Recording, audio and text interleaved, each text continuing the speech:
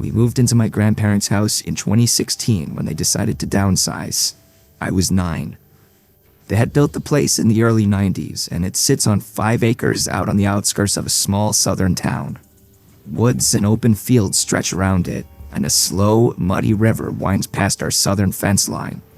On 2 sides, our property touches our only neighbor's land, an odd, crooked patch of acreage with a house that felt like it was sinking into the ground. That house was old. The original farmhouse had been built in the 1920s, and over the years, it had been added onto in all the wrong ways, like someone stapled extra rooms together without a plan. The siding was discolored and soft-looking. Every time you glanced at it, it just looked wet, even on dry days. The yard was a nightmare. Overgrown bushes tangled with vines, broken fountains surrounded by weeds, gnomes missing heads, and old trash that looked like it had been there for years. Grocery bags flapped in the tree branches. A rusted lawnmower sat in the middle of the grass like it had died mid-job and was never moved. It was the place that made you want to hold your breath when you walked by. At the time, the house was home to 2 elderly sisters, Violet and Agnes, and 3 kids. Violet was the quieter of the 2, always sitting on the porch in a faded green rocking chair, just watching the trees. Agnes was sharper and more active, but she still moved like her bones hurt. Both women were in their 70s at least. The kids were their grandchildren. The boy, Liam, was my age and in my grade at school. The other 2 were girls named Allison and Kelsey. They were the same age as my younger sister. Liam was weird. I didn't like him, and I didn't want to hang out with him. But we were in the same class, so we got lumped together a lot. He took that as permission to just show up at my house whenever he wanted. No knocking or texting. I'd be playing a game in my room and turn around, and he'd just be there. One time, I looked out my window and saw him doing cannonballs in our pool. Another time, he walked straight into the kitchen, opened our fridge, and started eating a slice of leftover pizza with his hands like it was no big deal. When we hung out, he wasn't fun. He was obsessed with anime, like really obsessed, but I didn't watch any, so I had no idea what he was talking about. He'd say weird lines in Japanese and get mad when I didn't laugh. Sometimes he'd get this look in his eyes, like he was imagining something violent. One time he chased me with a pair of sharp garden shears, swinging them around and laughing like it was a game. Another time we were on an old wooden bridge that crosses the creek near the back of our properties, and I swear he tried to push me in. He claimed it was a joke, but the way he smiled after, I knew he meant it. The twins were different, quiet and almost invisible. Their clothes were always dirty, and they had speech impediments that made it hard to understand them. It was obvious nobody at home was helping them. Their voices were garbled, like they were still toddlers, even though they were 7. They flinched easily, and they always looked hungry. Their dad was in and out of jail, so he wasn't around, and that brings us to the mom, Teresa. The first time I saw her, she was trying to hook a hose up to the spigot at the edge of their property, right near our side yard. She was tall, way taller than anyone else in her family, and heavy-set, with long, thick, curly black hair and glasses that looked like they belonged in the 80s. She was different, put together in a way that the rest of the family wasn't. Her clothes were clean. Her hair was always styled, too. She smiled at me like she'd been waiting for me to come over. She asked me if I could help her with the faucet and said it was stuck. I walked over and turned it, and it moved easily. She gasped and clapped her hands, told me I was so strong and how lucky she was I came over. I felt proud. She made me feel like I was something special. Then she said, "Did you know you have a third eye?" I blinked. What? She smiled wider and said we all have one. Not a physical eye, but a spiritual one. She said it lets you see the truth, whatever that meant. Before I could ask anything, she started walking back toward her house and told me to come with her, so I did. The inside of their house hit me like a wave of rot. It smelled like spoiled food, mildew, and something worse I couldn't place. Trash was everywhere. Garbage bags torn open, rotting fruit on plates, stained furniture, even dirty diapers were stuffed behind the couch. I tried to leave, but Teresa grabbed my wrist and led me upstairs. Her room was nothing like the rest of the house. It was pristine, with pink wallpaper, clean carpet, shelves full of porcelain dolls, and very ornate old furniture. The air smelled like rosewater and old perfume. It was like I stepped into a different building. She gestured for me to sit on a little cushioned stool in the corner, and then walked over to her vanity and opened a drawer. She pulled out a silver tray with a black candle, a crystal, and a thick, leather-bound book. The second I saw the pentagram on the cover, my stomach turned. My parents are Catholic. I knew what that symbol meant. And suddenly, I started seeing it everywhere. On the jewelry box, on the mirror's frame, and peeking out from under the corner of the rug on the floor, etched into the wood. I jumped up. Sorry, my mom wants me home. Bye. I didn't wait for a response. I ran. In 2019, Agnes had a heart attack and died inside the house. I heard she collapsed in the living room in front of all of the kids. I went to the funeral. It was in this run-down Baptist church on the edge of town. The family was stone-faced, like they didn't know how to react, except for one woman who I'd never seen before. She sat in the second pew, sobbing so loud it echoed. Nobody acknowledged her. That same year, Liam disappeared. The story was that he tried to kill one of the twins and was sent to a psychiatric facility. I never got the full details, but my parents sat my sister and I down that night and said, in no uncertain terms, we were never to go near that family again. I remember their faces, grim and serious. That's when it all clicked. All the little things I hadn't understood. The weird stuff, the fear. Eventually, the rest of the family moved away.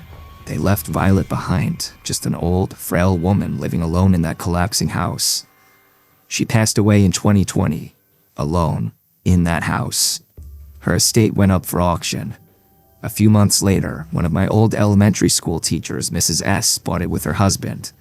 They tore down most of the structure, but kept the original 1920 section, the same part where Teresa's room had been.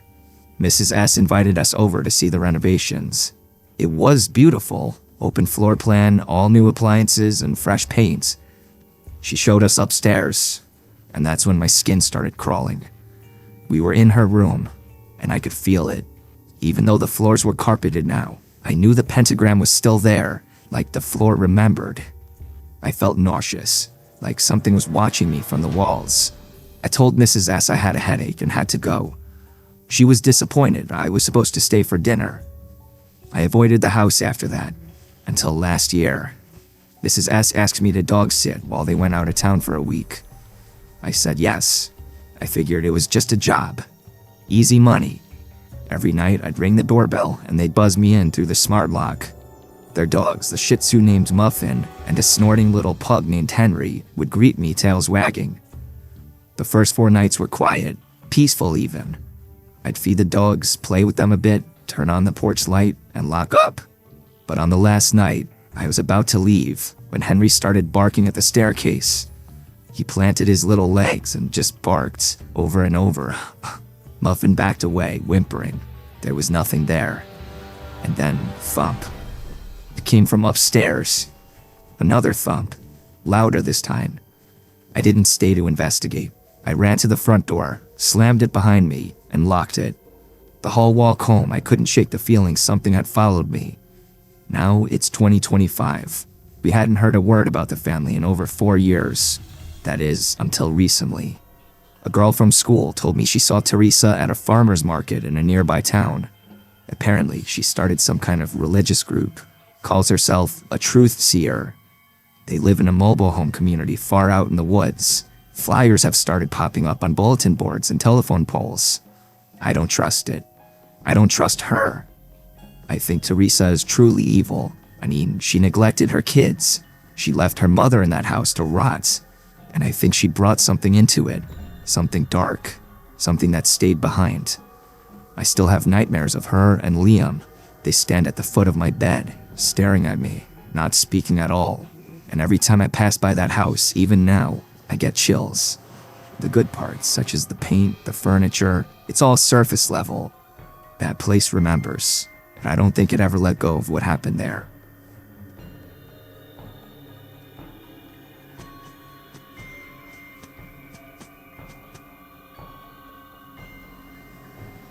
My name is Keegan. I reside in Michigan with my parents.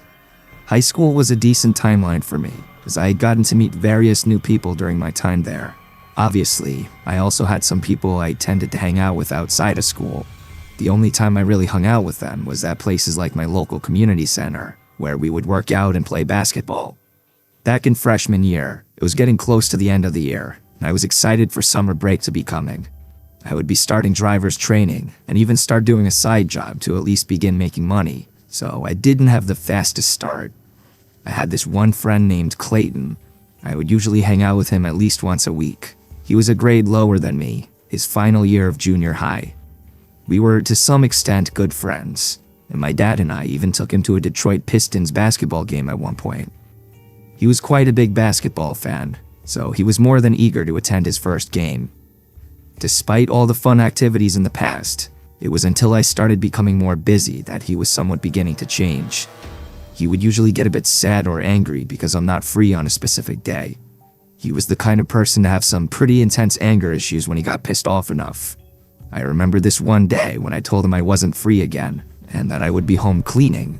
It seemed as if he would find the right days where I'm not available to hang out. I didn't check my phone until after I finished cleaning, and I found out that he removed me on Snapchat. I messaged him on Messenger, asking why he got so mad, and why he decided to remove me as a friend. He assumed I was lying to avoid hanging out with him. That thought crossed my mind for a while, and I even followed up with it at times because he was starting to become more obnoxious. On occasion, I would lie and say I'm doing something, going somewhere, or already made plans with another friend.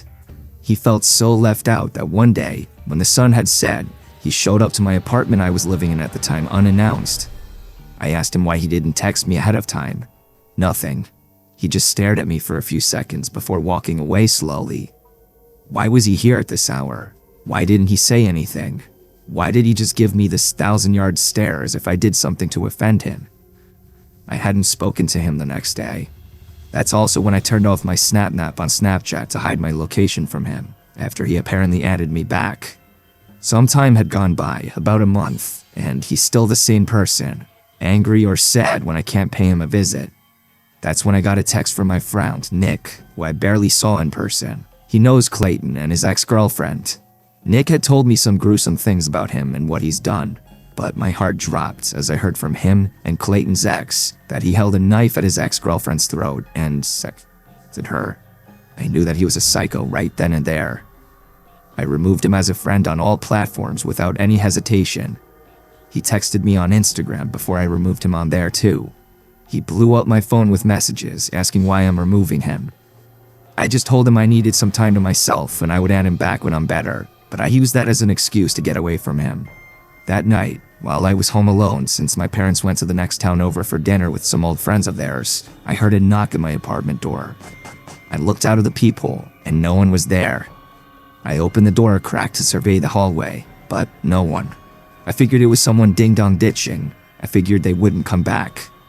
But when I randomly looked out my bedroom window, the light was burned out by the sidewalk.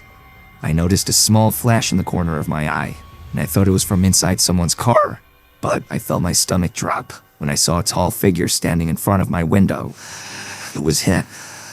I opened my window and told him to go away and that I don't want him here. He told me to let him in so he could tell me something. I firmly said no and told him I want him gone, but when he began to move around a bit, I noticed something was in his hand. I couldn't exactly make out what he was holding until he held it up, and when I tell you I was frightened, I felt as if I was going to pass out. Because I shit you not, Clayton was holding a knife in his hand. I told him I was calling the police, but he had already taken off by the time the police had gotten there. I gave the best description of him that I could describe to the cops. I haven't heard a word about or from him since that horrific night. I honestly wouldn't be so surprised if he were trying to kill me while I was home alone. I believe he had murderous intentions.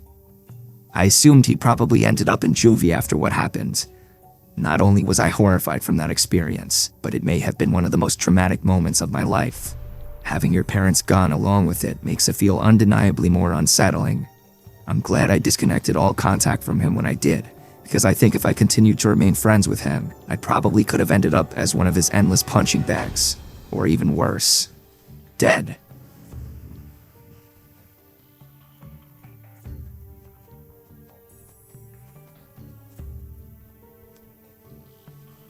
This happened in late 2022, when I went on what I thought would be a fun and simple first date with someone I matched with on a dating app. Her name was Emily, and we had been texting for about 2 weeks before deciding to meet up. We both shared a love for horror movies, and when Smile came out, we agreed that seeing it together would be the perfect first date. We picked a weekday night, Thursday. It was a late showing, 10:15 p.m., and at a small, older theater just outside of town. I offered to drive and picked her up around 9:30. She seemed normal, friendly, maybe a little shy. She was quiet for most of the drive, but opened up once we started talking about horror movies we liked growing up. When we got there, the parking lot was almost empty. I joked about how this theater looked like something out of a horror movie itself. Dim lights, flickering neon, and not a single person in the lobby when we walked in. There was only one guy working at the concession counter, and when I asked if it was going to be a full theater, he laughed and said we were the only ones who had bought tickets for that showing. At first, I thought that was great, no crowds, just me, her, and the movie. We went into Theater 6 and chose seats right in the center, about 4 rows from the back. It was freezing in there, which Emily pointed out right away. I offered her my hoodie, and we laughed about how creepy it felt being the only ones in the entire room. We sat back and talked while waiting for the previews to start. I was starting to feel a little chemistry between us, and I figured this would be one of those dates where you actually end up seeing the person again. Then, right before the movie started, like right after the last trailer and just as the lights dimmed lower, I noticed movement from the corner of my eye. Someone walked into the theater. They didn't say anything or stop to look around or check their phone for seat numbers like most people do. They walked in slow, straight up the steps and sat directly behind us. I mean, directly. There were maybe 100 open seats, but he chose the one right behind me. Emily turned to look at him too, and she gave me a weird glance like, really? I kind of chuckled and said under my breath, figures. But right away, something felt off. You know that feeling when someone's eyes are burning into the back of your head? That's what it felt like. I glanced back after a minute or two. He wasn't watching the screen. He was staring at us. I only saw him for a split second, but he didn't flinch or look away. He didn't even pretend to be interested in the movie. He was just sitting forward a bit, like someone might do if they were really into a scene, but his face wasn't even turned toward the screen. It was angled right at us. At me. I whispered to Emily, he's just staring. She nodded slowly and whispered back, I know. We tried to ignore it for a while. The movie started, and I really did try to get into it, but every few minutes, I'd feel it again. The presence behind us. Not just someone being annoying, this was different. There was an intensity to it, like he was waiting for something. After about 20 minutes, I leaned forward in my seat and turned my head a little so I could glance back more casually. Same thing. He was still staring. He was middle-aged, maybe late 40s. He was clean-shaven, kind of pale, wearing a dark gray hoodie. Something about him just looked empty, like he wasn't even there mentally. His eyes didn't look glazed over like someone who was zoning out. From what I saw, he never blinked. I turned back around and whispered to Emily, this guy's really creeping me out. She looked genuinely scared now. Do you want to move? We considered it, but where would we go? It would still be in the same room, and we were already in the best seats. Moving might make it awkward or even provoke him. A few minutes later, I felt something. The guy breathed on me. Not loud or exaggerated, it was soft, but unmistakable. A deep, slow exhale right behind my seat. I spun around, and he was leaning forward over the back of my seat, his face closer than it should have been. I stared at him and said, "Dude, can you not?" He didn't respond. He just slowly leaned back in his seat. That was it. I told Emily, let's move. We got up and walked down to the front corner row. It sucked and the angle was bad, but we needed distance. I could barely focus on the movie anymore, just kept glancing back every couple of minutes, and every time I looked back there, he was staring straight at us. He didn't budge. Around halfway through the movie, we heard footsteps. He was coming down the steps. Emily grabbed my arm and we both held still. The footsteps stopped a few rows above us. He didn't turn around. I don't know how long he stood there. I didn't dare look. Then, finally, he walked back up to the top row. I whispered, "We need to leave." She nodded. We grabbed our stuff and slipped out quietly. As we exited the theater and went down the hallway toward the lobby, I glanced back through the glass window in the theater door. He was standing in the aisle now. He wasn't watching the screen. He was just standing there, still staring at us. We went straight to the front and told the concession guy that someone was acting really weird in Theater 6. His smile faded instantly, and he said, "Again?" "What do you mean, again?" I said. And he hesitated, then said, "He's been coming in randomly for like a month. Always late shows and never buys anything. You guys aren't the first ones to complain about him." I responded, "Why hasn't anyone kicked him out?" He looked uncomfortable. He said, "He doesn't technically do anything illegal. Management says unless he touches someone or breaks a rule, we can't really do much." Emily was almost in tears. She asked if someone could walk us to our car. He agreed, and one of the janitors walked us out. The guy didn't follow us that night, at least not that we saw. But the whole ride back, I couldn't shake this fear that he might have written down my license plate, that he might have followed us at a distance, watched us leave, and found out where Emily lived when I dropped her off. For weeks afterward, I was paranoid. My cop friend also told me it was a load of horseshit that they couldn't do anything about him. The theater as a business would reserve every right to kick somebody out. I avoided that side of town for a while. Emily and I talked a few times after that, but never ended up seeing each other again, unfortunately. I think we were both too shaken from what happened. I have not been back to that theater since, though I don't see any reviews on the website about the guy. I wondered just how many people have actually had the same experience.